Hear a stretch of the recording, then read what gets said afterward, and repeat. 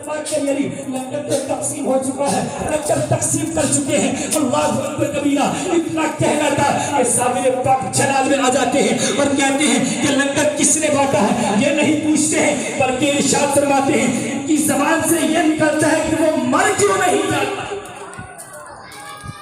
अल्लाहु अकबर, वो मर क्यों नहीं जाता। इतना कहा फौरन आप इंतकाल कर गए।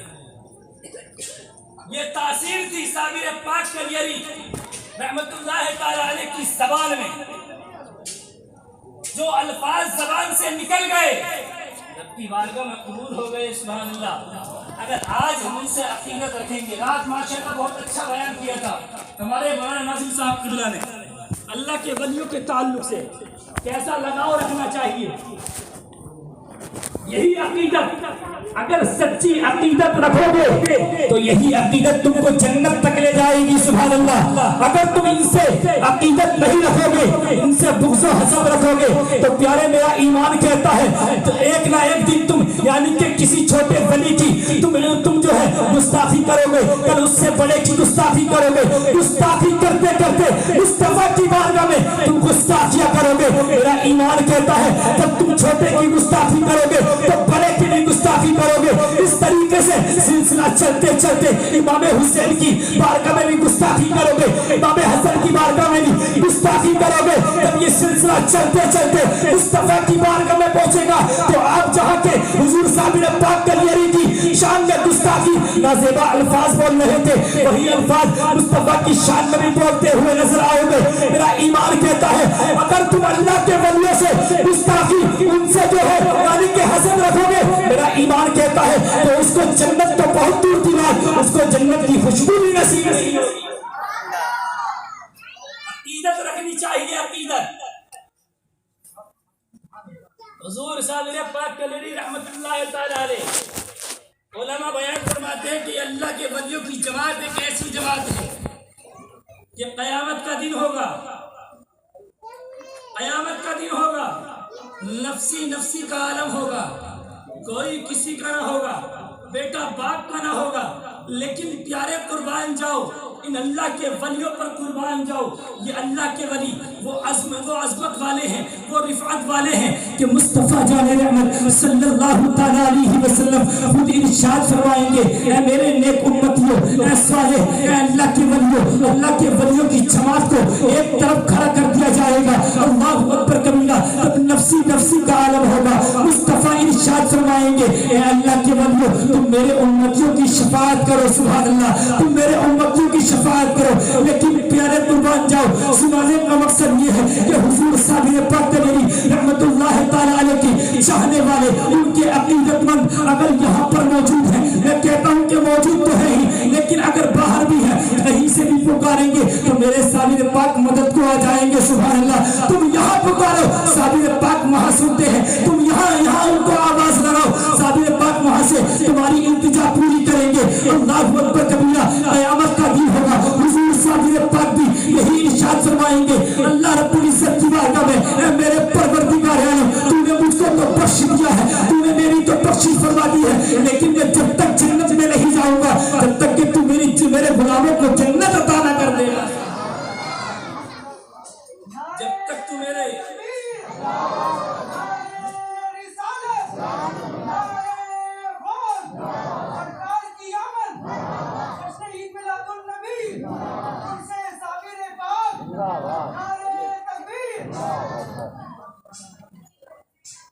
मेरे साबिर पाक को जो सब्र का मनसब मिला है, प्यारे वो मेरे आका सल्लल्लाहु अलैहि वसल्लम की देन है। सुभान अल्लाह। जो अल्लाह के वलियों को जो जो मनसब मिले हैं सब मेरे मुस्तफ़ा की देन है। और एक चीज बहुत अहम बात उलमा बयान फरमाते हैं कि साबिर पाक की जब विलादत हुई थी 2 साल के बाद, तकरीबन मुख्तलिफ रिवायतें हैं कि हर जब आम बच्चा पैदा होता है तो किसी बच्चे की आवाज़ अपनी माँ को पुकारता है, कोई अपने बाप को पुकारता है, कोई अल्लाह रब्बुल इज्जत को पुकारता है। लेकिन प्यारे कुर्बान जाओ, जब हुजूर साबिर पाक कलीली रहमतुल्लाह ताला अलैह पहली मर्तबा बोले हैं तो जानते हो क्या बोले हैं? ला मौजूदा इल्लल्लाह, सुभान अल्लाह, नहीं है कोई माबूद उस परवरदिगार आलम की सिवा, ला महबूबा इल्लल्लाह। ये जुमले थे मेरे साबिर पाक के। प्यारे करामतें तो बहुत हैं लेकिन वक्त इजाजत नहीं देता। आखिरी बात मैं आपको बता करके रुखसत हो जाना चाहता हूं। अल्लाह के वली और तमाम ईमान वाले जिंदा है या नहीं? अल्लाह के वली तो जिंदा है। मेरा ईमान कहता है जिस इंसान के दिल के अंदर ईमान होगा हर ईमान वाला जिंदा है। सुभान अल्लाह, तू जिंदा है वल्लाह, तू जिंदा है वल्लाह, मेरे चश्मे आलम में छू जाने वाले। प्यारे, ये अल्लाह के वलियों की जमात बहुत बुलंदों वाला है। जब इस दुनिया में तारीकी का आलम था, कोई किसी का ना था, उस वक्त हर इंसान कहता था, यानी कि ये तमाम चीजें हमारे लिए। लेकिन जब ईमान ले आए तो एक शायर कहता है कि जब तक बिके न थे तो कोई पूछता न था, जब तक बिके न थे तो कोई पूछता न था। तुमने हमें खरीद के अनमोल कर दिया, तुमने हमें खरीद के अनमोल कर दिया।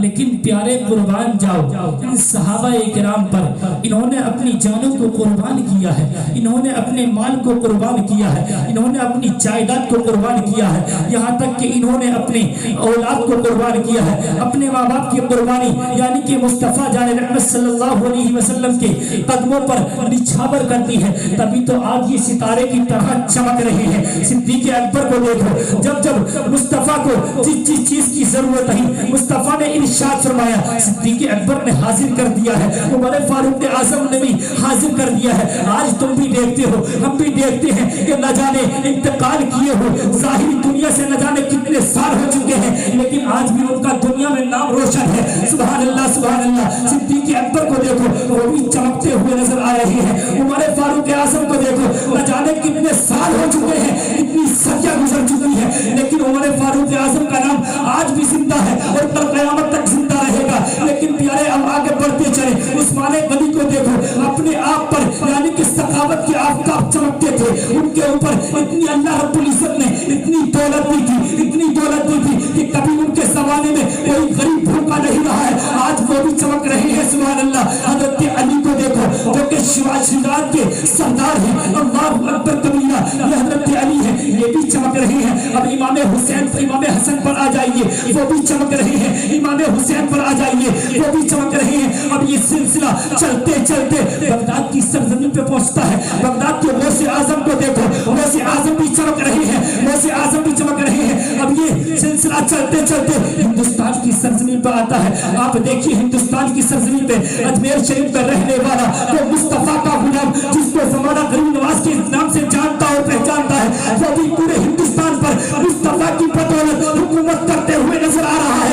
वो ख्वाजा गरीब नवाज जो कि पूरे हिंदुस्तान के मुसलमानों के दिलों पर हुकूमत करता हुआ नजर आ रहा है, वो भी चमक रहे हैं। लेकिन प्यारे कुर्बान जाओ, अब आ जाइए इसी हिंदुस्तान की सरजमीन पर, तलिया शरीफ की सरजमीन पर देखिएगा, तलिया शरीफ की सरजमीन पर देखिएगा कि हुजूर साबिर पाक जो कि सबरियत की मंजिलियत में जो पहुंचे हैं, वो मेरे मुस्तफा की देन है। सुभान अल्लाह।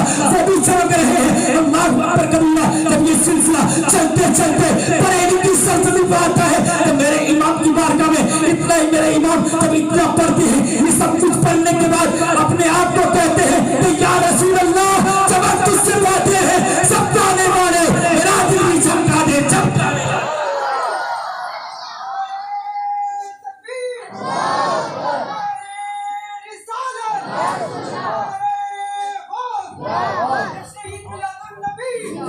सरकार की आमद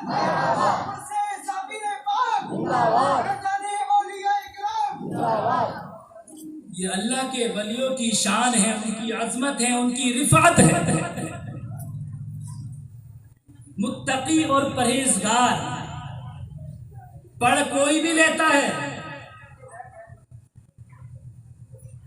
उलमा बयान फरमाते हैं कि साबिर बाद तकरीबन 9 साल जज्ब की हालत में रहे थे। जरूरत से निकलते थे अपने रूम के अंदर से, कमरे के अंदर से, वरना अपने कमरे के अंदर ही रहा करते थे। इनकी निगाह भी बहुत जलानी थी। जब साबिर पाक का ये आलम है तो आका इनामदार का आलम क्या होगा। सुभान अल्लाह। जब उनके कदम भर देते हैं शाहाने ज़माना की झोली, मोहताज का जब ये आलम है, मुख्तार का आलम क्या होगा। मोहताज का जब ये आलम है, मुख्तार का आलम क्या होगा।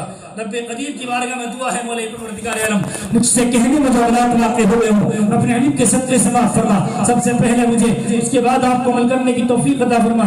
एक बार कलमे तक़िया पढ़ लीजिए, ला इलाहा इल्लल्लाहु मुहम्मदुर रसूलुल्लाह सल्लल्लाहु अलैहि वसल्लम।